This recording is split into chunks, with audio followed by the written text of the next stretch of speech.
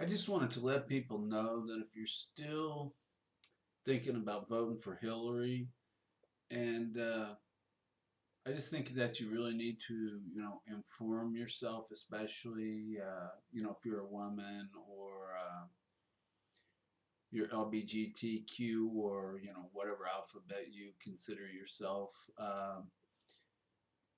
You need to realize that the vote you make this election, uh, it will have far-reaching effects on your lives that I don't think you really have taken into into fact that Hillary is not a true feminist at all. She'll throw women under the bus just as easy as she will men. Um, but when she does it with men, she wants publicity. She's proud of it. That's why you don't notice anything that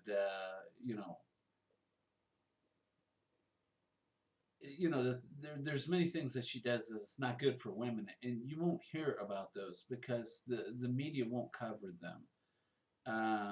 They're silent to report on that kind of stuff. Uh, it's just like with Libya. Um, you know, Gaddafi was surrendering with the white flag. He had already made it aware that he was going to surrender, and that wasn't good enough for Hillary, as she needed a kill under her belt. That's the way this woman works. She had to do her little robot. I came, he died. The whole. It was just it was just sad what she did. You know, it's just part of it's just part of the way that she works.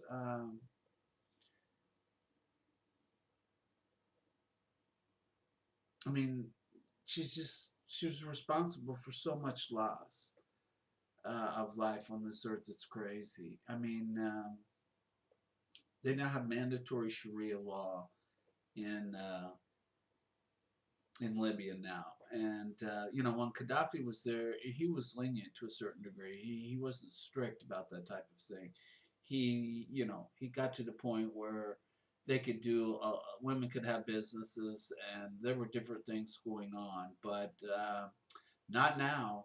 It's all back to Sharia law.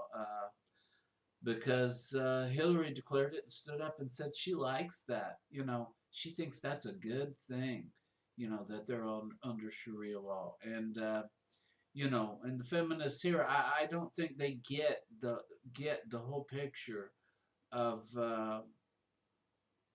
of even what's going on. I mean, the subjugation that puts the women back again, and but that's okay. She cares about women's rights. Rights. That's what she says. Uh, in words.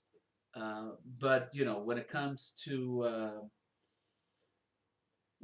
actually doing anything, it's just words. There's no actions. I mean, and that's not even to bring up Haiti and the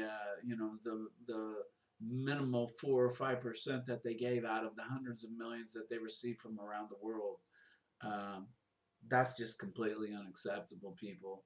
That's uh, that's just wrong in so many ways. I don't even understand how people can even that's public information, and people are not calling them out on that. I mean, they even found the notes of her daughter Chelsea in, I think, one of the offices in Haiti. Um, and from the note, they could tell that she was even shocked. She had figured out that only the percentage that the Haitian people were getting from the money that they took in, and we just have to realize that sometimes these people they've never been anything that they appeared to be, pretty much in their whole existence. Um, we just wanted them to be this ideal, uh, and they would claim by words and tell us what they were, and then you wanted them to be that in your mind, and neither one was really reality or came true. I mean, what happens? We just quit paying. We quit paying attention to whether people follow through on the promises that they make. You know, when it comes time for them to be in office and do their job, you know, there's just a very small proportion of the people that actually call them out on a regular basis um, about the promises they make. You know, they just they get away with promising the world, and then they get in office and they get away with delivering nothing. You know, they don't have any problem following through with all of the donors and all of the promises that they make. Of course, that's all done in limousines, and that's all done behind the scenes, and no bid contracts and things that go on that we don't get privy to that information because we're just we're the serfs who don't need to know anything. It's just we really need to get this government out of the hands of people who use it like a global ATM machine. I mean, and we just need to turn it over to someone who knows how to take care of a voucher and the proper way to apply business practices. I mean, accordingly when it comes to our money. Um, Someone who's content, when it comes to money, and isn't using the job to pad his own wallet. Uh, we need to return to a little TCB in the White House. Uh, Someone who takes care of business. Uh, it's just want a man who's more worried about his own people than he is the rest of the world. Um, it's just if we allow these people 4 more years of access, um, and the liberal destruction that's going on, I mean, we won't even have a